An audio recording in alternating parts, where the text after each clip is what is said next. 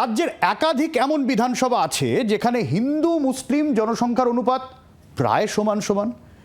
সেক্ষেত্রে ওই কেন্দ্রগুলিতে এসআইআর প্রক্রিয়ায় মুসলিম জনসংখ্যার বাদ পড়ার অনুপাত যদি বেশি হয়, সমস্যা কি হতে পারে? মমতা বন্দ্যোপাধ্যায়ের বক্তব্য আছে, শোনাবো। বাগদা বনগা সব মতুয়াদের বাদ দিয়ে দিয়েছে, কুচবিহারে রাজবংশীদের বাদ দিয়ে দিয়েছে। সংখ্যালঘুরা তো ওদের প্রথম দিন থেকেই শত্রু।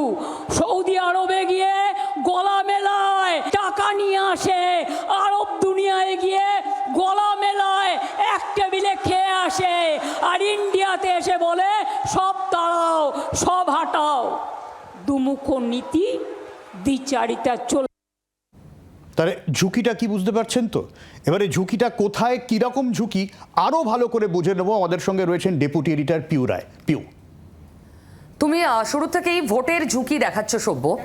আমার ভোটের ঝুঁকি দেখতে দেখতেই মনে হলো এই ঝুঁকিটা দর্শকদের সামনে একটু যদি ব্যাখ্যা করি, কারণ আমরাও এখন খুঁজছি, নেতারাও খুঁজছেন, আমরাও বুঝতে পারছি না, জনতাও বুঝতে পারছি না যে আমাদের জন্য এক্স্যাক্ট ঝুঁকিটা কোন জায়গায়, যেটা নিয়ে তুমি এবং সুমন্দা আলোচনা করছিলে। নেতারাও বুঝতে পারছেন না, স্পেশালি শাসক শিবিরের। স্যারের এক্স্যাক্ট ঝুঁকিটা ভোটের বাজারে কি?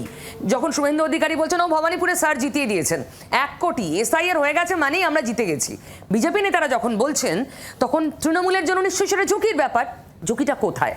চলুন একটু হিসাব নিকেশ করি, ঝুঁকিটা কোথায় আন্দাজ করার চেষ্টা করি। আমি ওই জন্য এই স্ক্রিনটার সামনে দাঁড়িয়ে রয়েছি।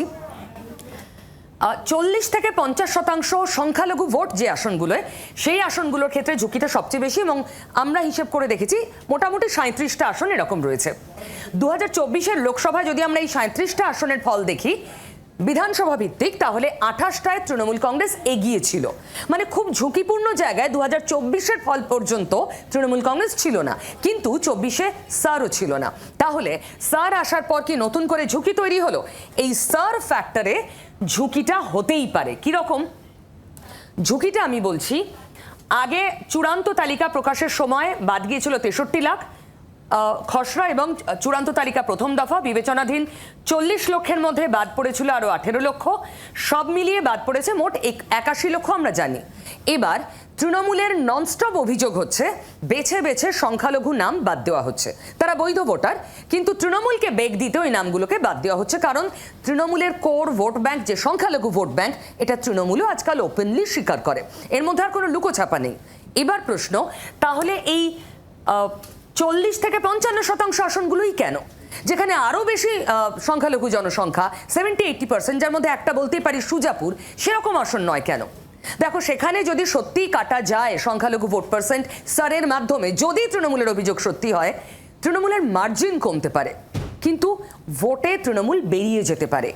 এই আসনগুলো যেখানে প্রায় 50-50 ভাগ রয়েছে, এখানে যদি মানে 50% আমরা ধরছি হিন্দু, এখানে যদি তৃণমূলের সংখ্যার মানে যে ভোট পোর্শন সেটাই যদি কমে যায়, তৃণমূল কম নম্বর নিয়ে পরীক্ষায় বসবে, যেটা তৃণমূলের জোর, যে জোরে একটার পর একটা ভোট বৈতরণী অনায়াসে পেরিয়ে এসেছে, সেটাই যদি কম হয়, উল্টো দিকটা যদি বেশি হয়, অবভিয়াসলি অ্যাডভান্টেজ প্রতিপক্ষ থাকবে।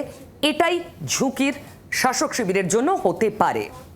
সভ্য, একদমই। আমি এই জায়গা থেকেই সুমনবাবুর কাছে যাব। সুমনবাবু, তার মানে পিউ যে 37টা আসনের কথা বলছিল, বা বেশ কিছু, আমি যদি সামগ্রিকভাবে ধরি, ভোটের আগে তো নেতারা একটা অঙ্ক করেন কোথায় কার জোর বেশি, ফলে এই আফটার এসআইআর সেই অঙ্কটাও যখন আমাদের কাছে প্রপার ডেটা নেই, হিসেবে গরমিল, ঝুঁকি তো নেতাদের অনেক বেশি।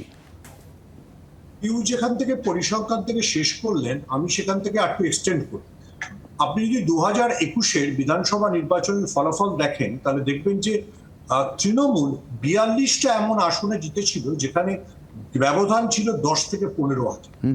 বিজেপির ক্ষেত্রে সংখ্যাটা 20-র একটু কম। তাহলে প্লাস মাইনাস করলে যদি যে কোনো জায়গায় 20,000 মতো ভোট বাদ যায়, তাহলে আপনাকে ধরে নিতে হবে যে বিজেপির কাছে অ্যাডভান্টেজ হচ্ছে 20টা সিট। ঠিক আছে? তাহলে আপনাকে ধরে নিতে হবে যে তৃণমূল তা এই এসআইআর এর ধাক্কায় অন্তত 20টা সিট হারাতে চলেছে। এটাই সহজ সরল সমীকরণ। পিউ যেটা বললে সেটাকে আমি মানে ব্রডলি ফেলবার চেষ্টা করি। কিন্তু দেখুন, ভোট তো সবসময় সহজ সরল সমীকরণে চলে না। ভোটের ডিপেন্ড করে যে আপনার আবেগ কিরকম। ঠিক আছে, এবং সেই আবেগটা কে কতটা জেনারেট করতে পারে। দেখুন, বিজেপির জন্য দুর্ভাগ্যক্রমে এবং তৃণমূলের জন্য সৌভাগ্যক্রমে এই ইলেকশনের আগে আমরা কেউ সরকারের পারফরমেন্স, নেতাদের পারফরমেন্স, বিধায়কদের পারফরমেন্স নিয়ে আলোচনা করছি।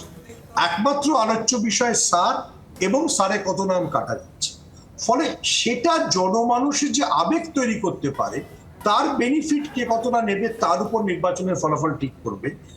এবং আমি আবারও সুমনদা, ভোটে কিন্তু আবেগ এবং অঙ্ক দুটোই একসঙ্গে হাত ধরাধরি করে চলে, অঙ্কটা মেলাতেই হয় দিনের শেষে। দেখুন, অঙ্ক ধরে নেওয়া যাক একটা সিটে 40% মুসলমান ভোট আছে, আপনি সেখান থেকে 20% কেটে দিন, তর্কের খাতিরে ধরে নেওয়া যাক, তাহলে মুসলিম ভোট 20%-এ নেমে এলো। তাহলে সহজ সমীকরণে আপনার কাছে যদি হিন্দু ভোটের কনসলিডেশন হয়, তাহলে আপনি সিটটা জিতে যাবেন। কিন্তু যদি বিপক্ষে মমতা বন্দ্যোপাধ্যায়ের মতো মাস্টার পলিটিশিয়ান থাকেন, তিনি বলা যায় না ওই হিন্দু ভোটকে কিভাবে কনসলিডেট করবেন নিজের সপক্ষে। না, কিন্তু সুমনদা, যেহেতু সুজাপুরের কথা বললেন, এবং আমি যদি শুধু মালদা ধরি বা মুর্শিদাবাদও ধরি, সেখানে তো শুধু বিজেপি বা তৃণমূল নয়, সেখানে তো কংগ্রেস রয়েছে, আরো হুমায়ুন রয়েছে, আইএসএফ রয়েছে। দেখুন, আমার নিজের ধারণা কংগ্রেস মালদা মুর্শিদাবাদ এবার খুব ভালো ফলাফল করবে, ঠিক আছে। কিন্তু যেটা সমস্যার বিষয় হয়, মানে ওয়েস্ট বেঙ্গল পলিটিক্সকে বুঝতে, আবার যদি 2021-এর ফলাফলে ফিরে যায়, যেখানে মুসলমান ভোট খুব বেশি ছিল না, আমি দুটো স্পেসিফিক জোনের কথা বলি, অর্জুন সিং এর ব্যারাকপুরের তলার 7টে বিধানসভা, এবং লকেট চট্টোপাধ্যায় তখন সাংসদ ছিলেন, লকেট চট্টোপাধ্যায় তলার যে 7টা বিধানসভা, যেখানেও খুব মুসলমান ভোট ছিল না, দেখা গেছিল সেখানে তৃণমূল অভাবনীয় ভালো ফলাফল করেছে, অর্থাৎ হিন্দু ভোটই তৃণমূলের দিকে ফেরত এসেছে। ফলে ভোটের মানচিত্রে আবার আমি বলছি যে আমরা যেগুলোকে অঙ্ক দিয়ে দেখি, সেটাকে আপনি যখন আবেগ দিয়ে রিপ্লেস করে দিতে পারেন, সেটাই হচ্ছে তার মাস্টার প্লে খেলা।